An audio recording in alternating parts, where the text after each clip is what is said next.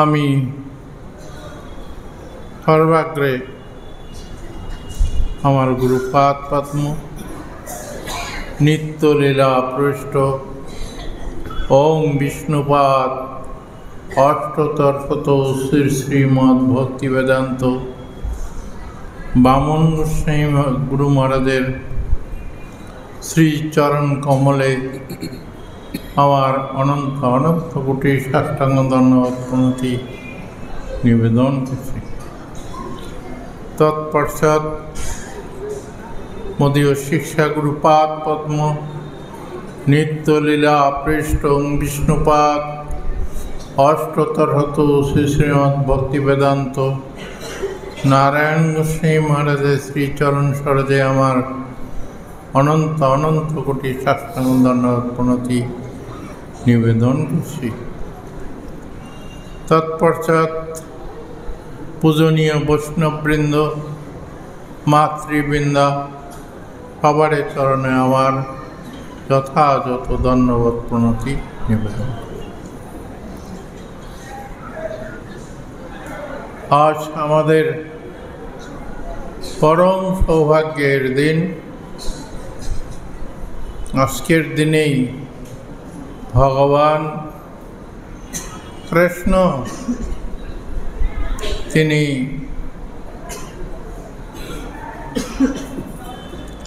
বিভিন্ন লীলা প্রকাশ করেছেন। বিশেষ করে আজকে হচ্ছে কি লীলা?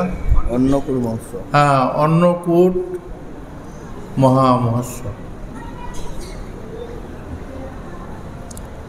প্রতিটি লীলার মধ্যে ভগবানের আনন্দ বিদায়িনী লীলাসমূহ সংযুক্ত থাকেন, যেটার মধ্যে ভগবানের আনন্দ হবে সেই সঙ্গে ভক্তবৃন্দকেও আনন্দ দান করেন। সেই জন্যে তিনি লীলা বিলাস করে থাকেন। ভগবানের আনন্দ বিধান হোক, আপত্তি নেই। আবার ভক্তদের কি আনন্দ আছে সেটাই হচ্ছে কথা। কারণ তিনি হচ্ছেন আনন্দময় অভ্যাসাৎ। ভগবানের প্রতিটি লীলা ভক্তবৃন্দকে আনন্দ প্রদান করিয়া থাকেন। এই জন্যে ভগবানের আর একটা বিশেষণ আছে, আনন্দ বিদায়িনী লীলা পরায়ণ। কি আনন্দ এখানে শাস্ত্রে বলেছেন। আনন্দ মানে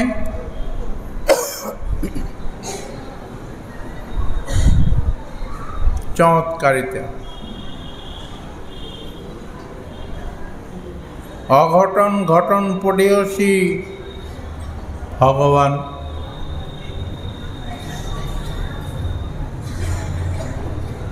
তিনি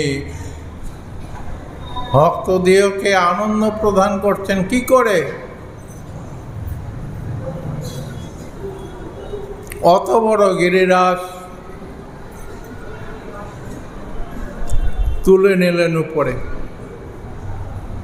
আবার শক্ত আঙুল নয়, কনিষ্ঠ আঙুলের উপরে করে রেখেছেন 7 দিন।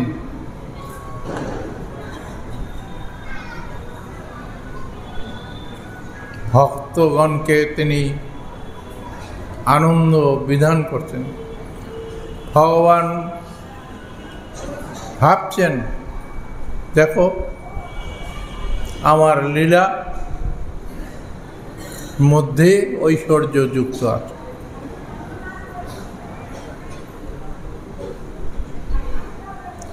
তোমরা মনে করো না আমি কিছু করতে পারি না। কর্তুম অকর্তুম অন্যথা কর্তুম, স এব ভগবান। ভগবান সবটাই পারেন। ভক্তবৃন্দকে আনন্দ বিধান করার জন্য তিনি সব রকম লীলা ইত্যাদি করে থাকেন।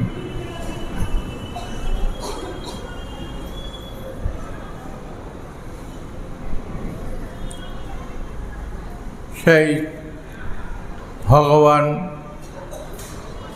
চমৎকারিতা রূপ ভক্তবৃন্দের এটাও তিনি দেখাতেন। হে ভক্তবৃন্দ, তোমরা আমাকে দাও, তোমাদের সব কিছুই আমার প্রাপ্য। সুতরাং ভক্তবৃন্দ সবাই যার যা আছে সব নিয়ে ভগবানের সামনে প্রস্তুত। প্রভু, এই নাও, তুমি সন্তুষ্ট হও, আমাদের তো কিছু নেই, এগুলো সব আপনার দেওয়া জিনিস, আপনার চরণে অর্পণ করা হবে। এই জন্যে ভগবানকে অন্নকূটের মাধ্যমে যারা কিঞ্চিত ভগবানকে দেবেন, অর্পণ করবেন, ভগবান বললেন আমি সব কিছু তোমাদের দিয়ে দেব। আর আমি দিয়ে থাকি, কোনো চিন্তা নাই। সুতরাং আমরা ভগবানকে ভগবানের জিনিস দিতে যেন কুণ্ঠিত বোধ না করি, তার জন্যই সতর্কতা অবলম্বন করার জন্যই বললেন ভগবান। এই জন্যে যা কিছু আছে এই পৃথিবীর মধ্যে সবগুলোই হচ্ছে মালিক হচ্ছেন ভগবান। কর্তুম অকর্তুম অন্যথা কর্তুম স এব ভগবান। ভগবানের সব কিছু দেন। সুতরাং এই তার জিনিস তাকে অর্পণ করলে ভগবান খুব সন্তুষ্ট হন। যেমন একটা বাচ্চা ছেলে,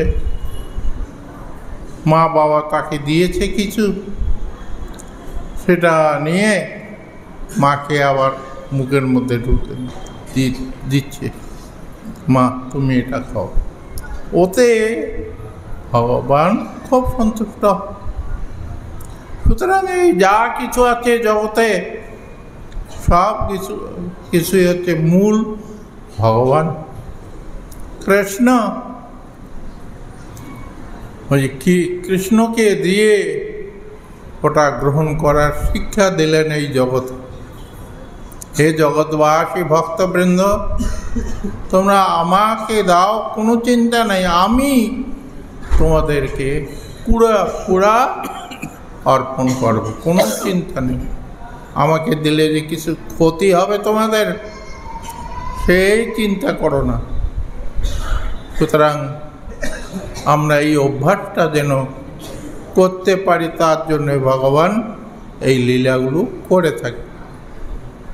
সুতরাং আমরা ভগবানকে দিয়ে সেই জিনিস আমরা গ্রহণ করব, তাহলে আমাদের পরম কল্যাণ সাধিত হবে। আমি আমার বক্তব্য এখানে সমাপ্ত।